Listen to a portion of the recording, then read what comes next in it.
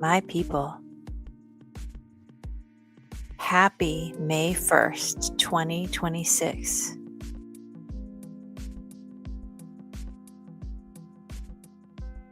I'm slow to get things going because I just blew my Instagram live.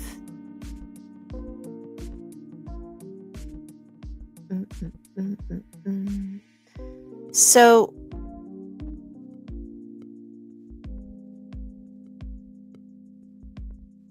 bear with me. So, we're dealing with a full moon in Scorpio and learning a little bit more about 666. So, welcome back. And today we're not just observing, we are learning how to remember. And this is a reunion of sorts. So let's dive in. A reunion of souls. So the Earth grid is awakening. And there is a solar return spiral. And there's a lot of consciousness rising. So when there is a harmonic convergence of 3 cycles, the solar return spiral, the Earth grid awakening, and the collective spiral collapse, a lot takes place. So the sun is emitting encoded light, carrying frequencies that activate dormant DNA. This light from the sun is unlocking ancestral memories stored in your cells. That may feel really heavy, emotional, intense. You're not meant to spend time processing it intellectually, just breathing through it, letting it move, giving yourself the rest, hydrating. So as the Earth grid awakens and ley lines and nodal points are vibrating higher, you might feel drawn to certain places on the planet, not just as one wanderlust. It's a resonance recall. So collective spiral collapse means old timelines are folding in on themselves, and what used to make sense is now static noise. This is a big one. It's not actually confusion. It's coherence rising. So give yourself some grace when this feeling is coming in. I work with a lot of clients who have autoimmune and are used to identifying brain fog with diagnoses. Give yourself permission to have this static be a reflection of coherence rising, not to the exclusion of your desire or need to align with a medical professional. Always trust that if that is your calling, but what if an alternative option is to trust that things are settling in, phasing in? And what's phasing in on the planet right now, these geometric nodes in the Giza pyramid, activating memory of the original harmonic blueprint in Uluru, Australia, sending root chakra frequencies to stabilize global fear. I've been definitely feeling the need to harmonize and anchor into my root. Lake Titicaca in Peru, heart coherence pulses inviting emotional alchemy. And the Buga and resonance chambers are coming online in Colombia, reactivating sound temples and communicating with crystalline grids. In Bosnia, the pyramid structures there are awakening ancient scalar wave technologies. So cool. In oceanic spiral vortices off the coast of Hawaii and New Zealand, water-based memory fields are rising, carrying Atlantean and Lemurian codes back into awareness. You may dream of water. It is the spiral calling you home. Oh, water's a biggie for me.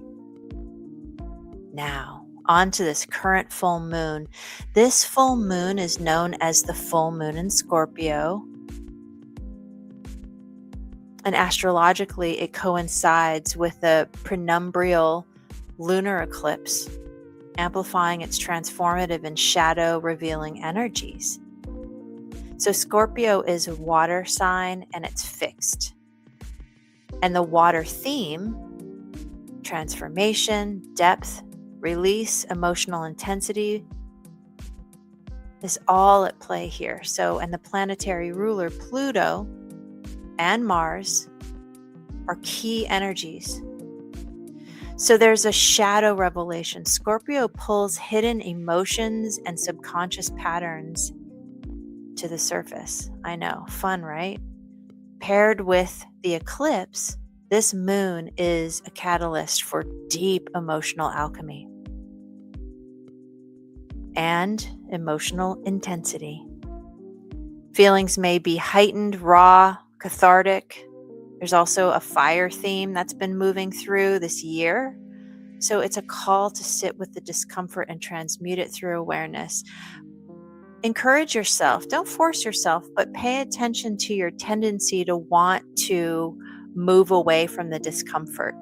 And what I find is if you acknowledge the discomfort and sit with it, it moves out of that really intense discomfort as soon as you are ready to acknowledge it. And you don't have to go into thought about it, just feel it in the body. And a powerful time now for letting go of old identities, toxic attachments, and outdated narratives. It's perfect for rituals that focus on purification and renewal. So in the eclipse magnification, they're cosmic reset buttons. Expect unexpected insights, closures, and new beginnings. So, suggested rituals and inner shadow work, journaling. Something that you could play with is writing down what you're afraid to admit to yourself, then burn or bury it as a symbolic release.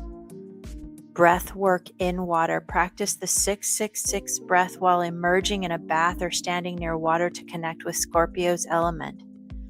Crystal allies use obsidian for shadow work, selenite for cleansing, and moonstone for intuition. Okay, and here's the super yummy part. Your guides are closer than ever. They're not out there. They're harmonic echoes of your highest self. Your body is becoming a tuning fork. That's right. That's that ringing in your ears. It's you aligning with your higher octaves.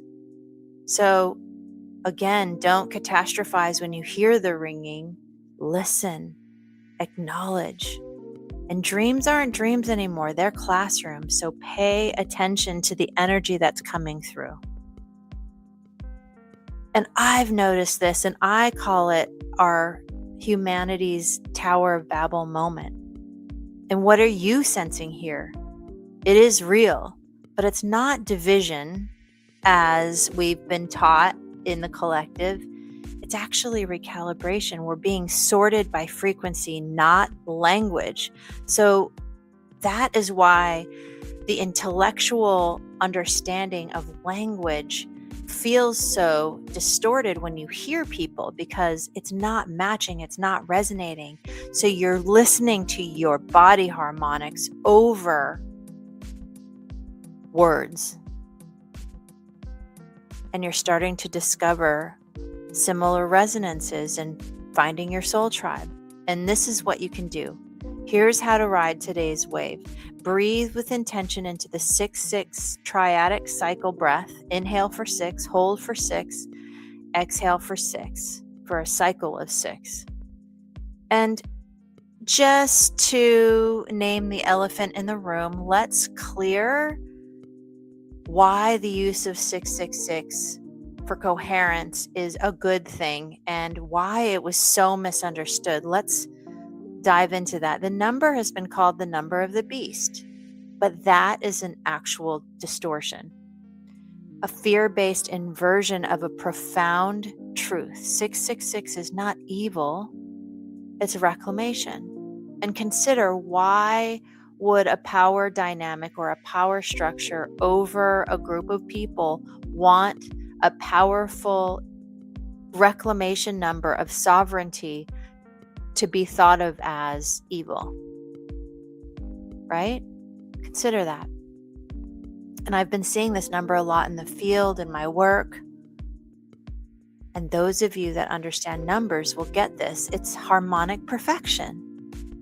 In sacred geometry, 6 represents balance, harmony, and structure. A hexagon, the most efficient shape in nature, is built on 6.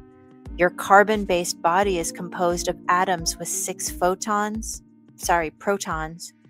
6 neutrons, and 6 electrons. You're literally made of 666. When you breathe in a 666 rhythm, you align your heart rate variability with the Earth's resonance. Wow. Creating coherence between your body and the planetary field. The beast was not a monster. It was the primal, unintegrated self, the ego out of harmony with the spiral. We're claiming 666 as a code of alignment, not fear. It's a reminder that you are geometry in motion, a living, harmonic being. And the myth of 666 as the number of the beast, it was not taught to us. We weren't taught that 666 was harmonic perfection. We even police each other. Oh, don't use that number. So other 666 uses, triangles, hexagons, and star tetrahedrons, all foundational shapes are built on 6. And in ancient texts encoded with 666 as a mirror, a reminder that the greatest quote-unquote beast is living out of alignment. Cool, right? And so as you reclaim 666 as coherence, when you breathe in 666 as the rhythm of breath, you align your heart, mind, and body. This creates a resonance loop with the Earth's electromagnetic field. It's not a curse, it's a code, it's a key to inner stability. And because the spiral is rising and we're reclaiming lost symbols, 666 is not evil. It is you, it is me, it is the geometry of awakening.